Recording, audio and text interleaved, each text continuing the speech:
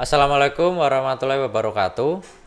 Baik, Bapak Ibu dosen yang kami hormati, pada mata kuliah Pendidikan Pancasila ini, kelompok kami berkesempatan untuk mempresentasikan mengenai materi yang sudah kami pilih, yaitu Pancasila sebagai sistem etika bangsa Indonesia.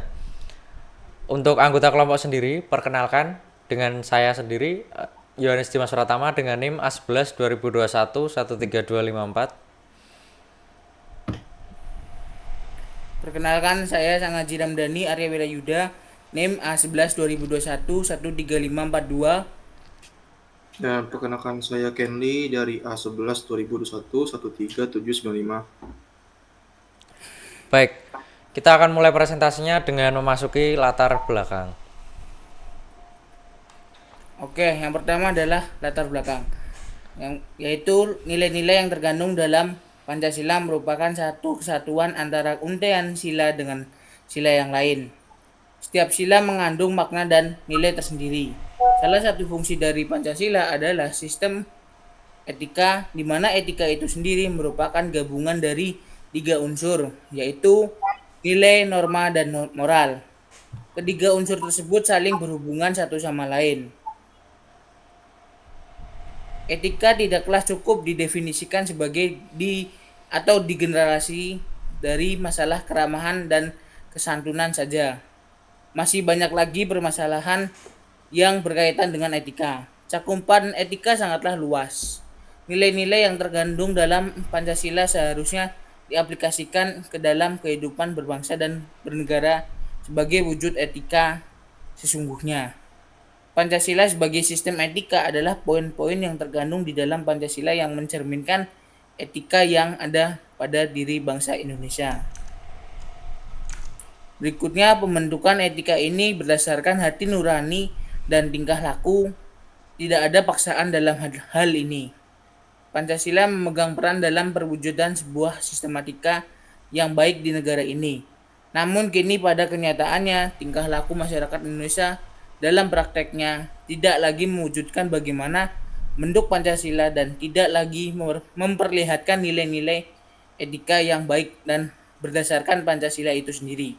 Jangankan untuk mengaplikasikan nilai Pancasila, masih banyak bangsa Indonesia lupa atau tertukar dengan sila-sila Pancasila. Berikutnya adalah sejarah singkat Pancasila. Yang pertama, rumusan Pancasila. Pidato Bung Karno di hadapan anggota BPUPKI pada 1 Juni 1945 merupakan cikal bakal Pancasila sebagai dasar negara Indonesia. Berikutnya adalah lambang Pancasila. Lambang Pancasila merupakan burung Garuda. Dipilihnya karena keberanian, kesetiaan, dan disiplin. Menjadi lambang Pancasila sebagai lambang pengetahuan dan kekuatan. Berikutnya adalah arti Pancasila. Pancasila itu terdiri dari 2 kata, yaitu Sanskerta. Dari bahasa Sanskerta, yaitu Panca berarti 5 dan Sila berarti asas atau prinsip. Yang berikutnya, hari peringatan Pancasila, yaitu diperingati pada tanggal 1 Juni 1964. Berikutnya adalah filosofi Garuda Pancasila. Burung Garuda Pancasila sendiri adalah lambang negara Republik Indonesia yang kaya akan simbolis dan makna filosofis.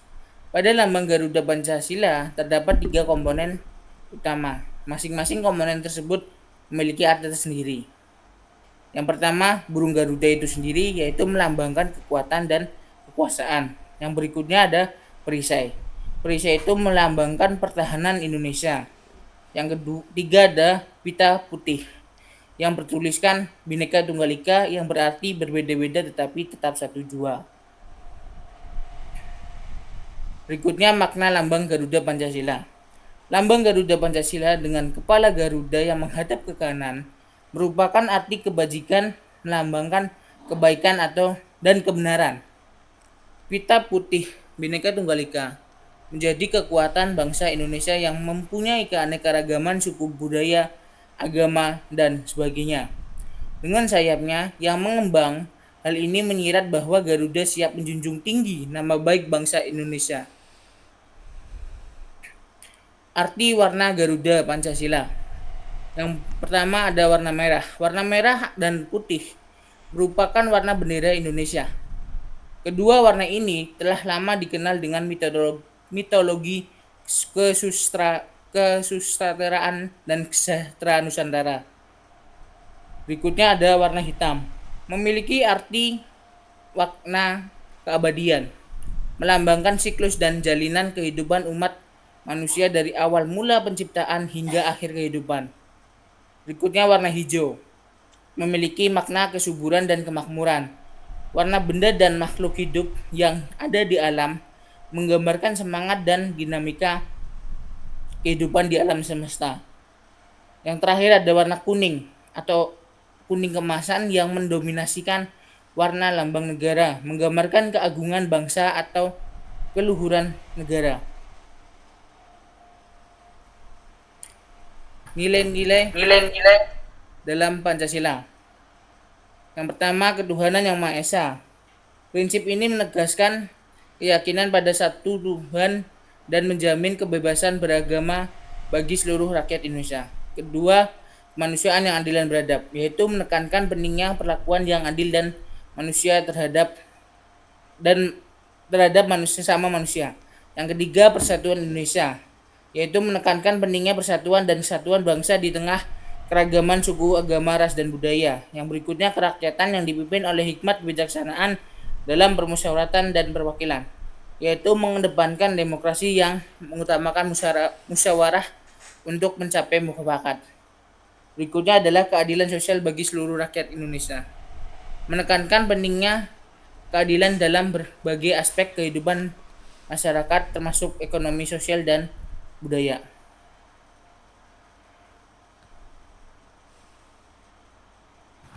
Oke, untuk pengamalan nilai Pancasila, pada sila pertama itu ada rajin beribadah, menghormati keyakinan orang lain, dan tidak memaksakan agama terhadap orang lain. Lalu pada sila kedua itu berlaku adil kepada setiap orang, mengembangkan rasa saling mencintai sesama manusia, saling membantu dan menolong antar sesama. Pada sila ketiga, cinta tanah air, kerja bakti, gotong royong, dan berkorban demi bangsa dan negara. Lalu pada sila keempat itu ada musyawarah untuk mufakat, mengutamakan kepentingan umum, menghargai pendapat orang lain. Terakhir pada sila kelima itu adil terhadap sesama, menghormati hak dan kewajiban orang lain, membantu orang yang mengalami kesusahan sesuai kemampuan.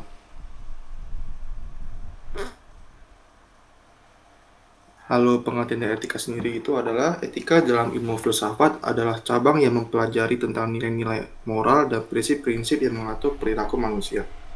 Etika berusaha menjawab pertanyaan tentang apa yang baik dan buruk, benar yang salah, dan bagaimana manusia seharusnya bertindak dalam berbagai situasi. Sejarah dari etika itu, yang pertama ada etika klasik. Filsuf seperti Socrates, Plato, dan Aristoteles memulai pembahasan sistematis tentang etika. Aristoteles misalnya, dalam karya Nicomachean Ethics, membahas kebajikan atau arete dan kehidupan yang baik atau eudaimonia. Kedua itu adalah etika abad pertengahan. Pemikir seperti Saint Augustine dan Saint Thomas Aquinas menggabungkan ajaran Kristen dengan filsafat Yunani, mengembangkan konsep etika teologis. Lalu terakhir itu ada etika modern. Filsuf seperti Immanuel Kant, John Stuart Mill, dan Friedrich Nietzsche memperkenalkan pendekatan baru dalam memahami moralitas, termasuk deontologi, utilitarianisme, dan etika eksistensial. Teori dasar etika di balik Pancasila. Yang pertama itu adalah utilitarianisme. Pancasila itu mencerminkan prinsip utilitarianisme dalam nilai-nilai seperti gotong royong dan keadilan sosial. Nilai-nilai ini menekankan pentingnya kebaikan bersama dan keadilan sosial untuk mencapai kesejahteraan yang maksimal bagi masyarakat secara keseluruhan. Yang kedua itu adalah etika deontologis. Itu adalah nilai-nilai seperti ketuhanan yang Maha Esa, dan kemanusiaan yang adil dan beradab mencerminkan pendekatan deontologis yang menempatkan kepatuhannya kepada kewajiban moral sebagai hal yang paling mendasar, bukan hanya hasil dari konsekuensi yang diharapkan. Yang terakhir adalah etika virtue atau kebajikan. Ini adalah aspek-aspek seperti kesederhanaan, tegar rasa, dan keadilan yang tercermin dalam Pancasila, yang dapat diinterpretasikan sebagai kebajikan moral yang diharapkan memiliki dan diperjuangkan oleh individu dan masyarakat. Lalu etika di dalam Pancasila itu ada 5. Yang pertama adalah etika religius. Itu menghormati dan menghargai semua agama dan kepercayaan, mencerminkan sikap toleransi dan kebebasan beragama. Yang kedua itu ada etika kemanusiaan, menegakkan keadilan dan perlakuan yang adil terhadap semua manusia, menghormati hak asasi manusia dan martabat setiap individu. Ketiga itu ada etika kebangsaan, yang mengutamakan kepentingan bersama di atas kepentingan individu atau kelompok, menjaga persatuan dan kesatuan bangsa dengan menghargai keberagaman.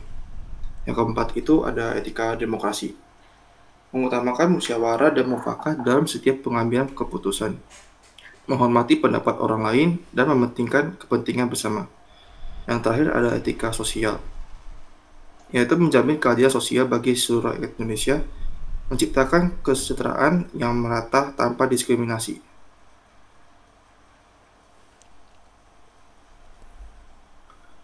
Oke, cabang-cabang etika sendiri itu ada etika normatif, menyelidiki prinsip-prinsip moral yang seharusnya mengatur perilaku manusia.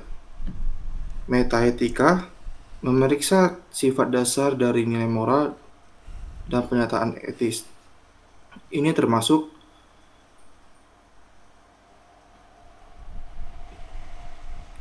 analisis tentang apakah nilai moral objektif atau subjektif, dan bagaimana kita dapat mengetahui apa yang benar atau salah secara moral. Etika terapan, menerapkan prinsip-prinsip etika untuk isu-isu moral kontemporer seperti etika medis, etika lingkungan, etika bisnis, dan bioetika. Baik, selanjutnya adalah tantangan dalam implementasi. Yang pertama ada pluralitas budaya. Seperti yang kita tahu, Indonesia adalah negara dengan berbagai keanekaragaman budaya dan mengharmonisasikan nilai-nilai Pancasila dengan nilai-nilai lokal dan tradisional merupakan tantangan yang nyata. Selanjutnya adalah globalisasi. Pengaruh globalisasi ini termasuk ke dalam modernisasi yang seringkali mempengaruhi cara pandang dan perilaku masyarakat, memerlukan adaptasi nilai-nilai Pancasila agar tetap relevan dan berdaya guna. Selanjutnya adalah ketimpangan sosial dan ekonomi. Di sini kita akan meningkatkan keadilan sosial dalam praktik sehari-hari tetap menjadi tantangan besar bagi implementasi nilai-nilai Pancasila. Selanjutnya adalah nilai moral pada Pancasila. Apa sih nilai moral pada Pancasila itu? Nilai moral pada Pancasila itu merujuk kepada prinsip-prinsip etis yang menjadi landasan perilaku individu dalam kehidupan sehari-hari. Nilai-nilai ini berfungsi sebagai pedoman untuk membedakan antara yang baik dan yang buruk, serta mendorong perilaku yang bermoral dan beretika. Selanjutnya adalah nilai sosial pada Pancasila. Nilai sosial pada Pancasila itu adalah prinsip-prinsip yang mengatur hubungan antar individu dalam masyarakat, serta mengarahkan tindakan kolektif untuk mencapai kehidupan yang harmonis dan berkeadilan. Nilai-nilai sosial ini sendiri bertujuan untuk menciptakan lingkungan yang kondusif bagi perkembangan masyarakat yang sehat dan berdaya saing.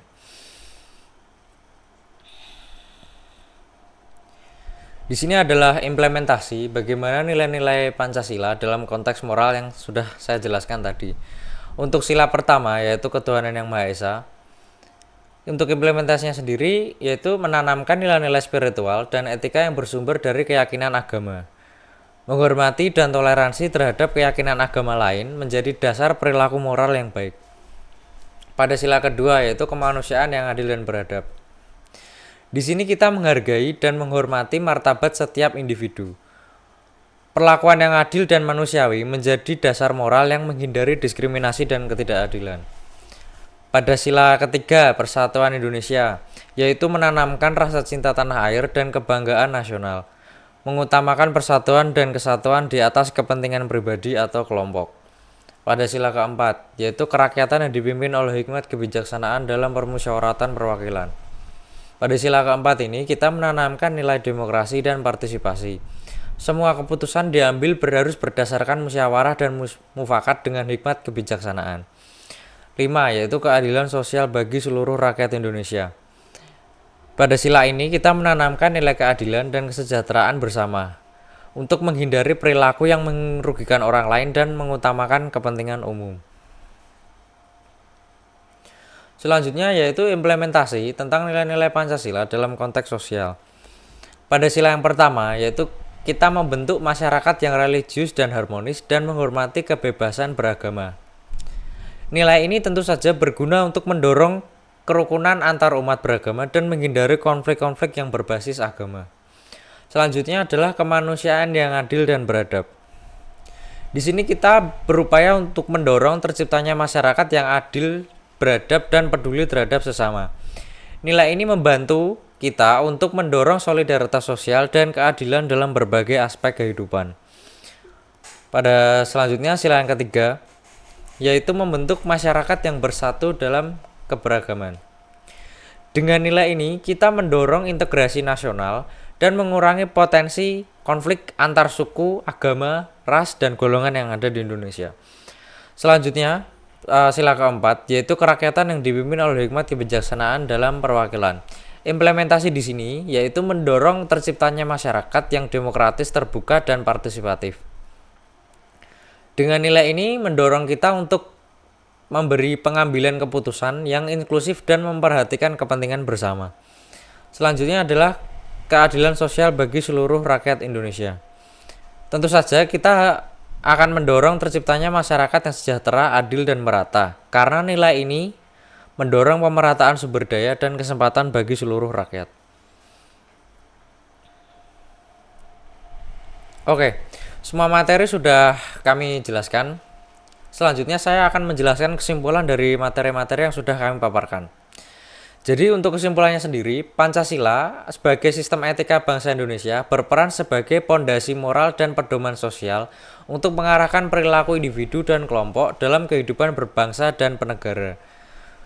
Nilai-nilai Pancasila ketuhanan, kemanusiaan, persatuan, kerakyatan, dan keadilan sosial menjadi panduan dalam menciptakan masyarakat yang religius, adil, bersatu, demokratis, dan sejahtera. Untuk implementasi nilai-nilai Pancasila yang tadi sudah kami paparkan, ini dapat melalui pendidikan, kepemimpinan berintegritas, penegakan hukum, partisipasi masyarakat, dan kebijakan sosial yang adil, sangat penting untuk memperkuat karakter dan perilaku masyarakat Indonesia dalam mencapai cita-cita nasional.